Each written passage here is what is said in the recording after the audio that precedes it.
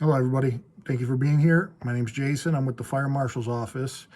And today we're going to talk a little bit about egress and the importance of it and how critical it is in times of fires.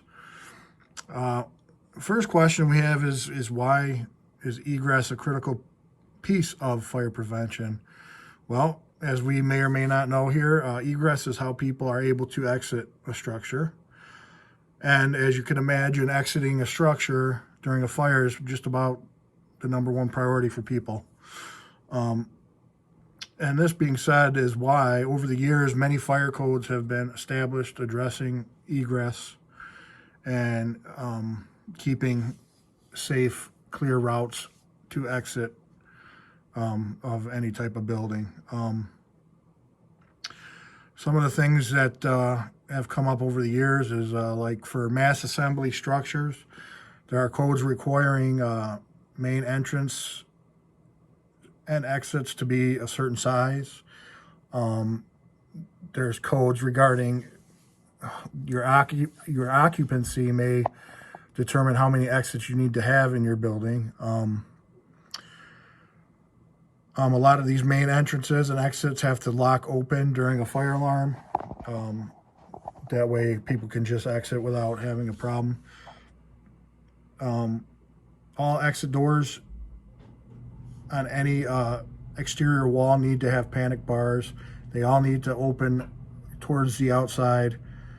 As you can tell on the name, when people are panicked, they just run into the door, and this will just open the door. You know what I'm talking about. It's that large bar on doors that you see in places. So also, any kind of change in direction in a path of egress has to have a sign pointing to get you back on track to exit the building. Exit signs have to be well lit in a highly visible area with lighting and backup battery power in case of power failures.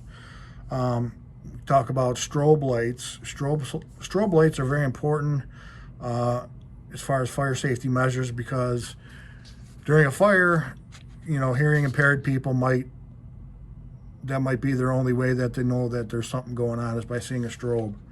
So that's important. Exits have to be free of obstructions and clutter.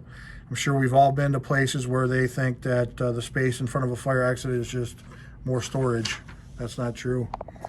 I would highly recommend, as far as egress and evacuation drills, that staff at your facilities on a somewhat regular basis conduct evacuation drills and fire drills.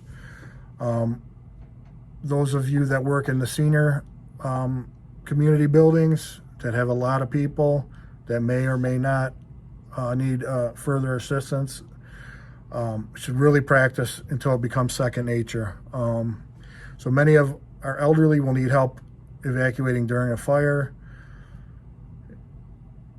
Memory care units have doors that normally stay shut and only can be opened with ID badges. There's people with disabilities in these places, so having a plan and drilling is really important. It's well known that emergencies like a fire, most people default to selecting the exit or entrance that they came in. This could be a problem because it can lead to bottlenecking and preventing some people from exiting at all.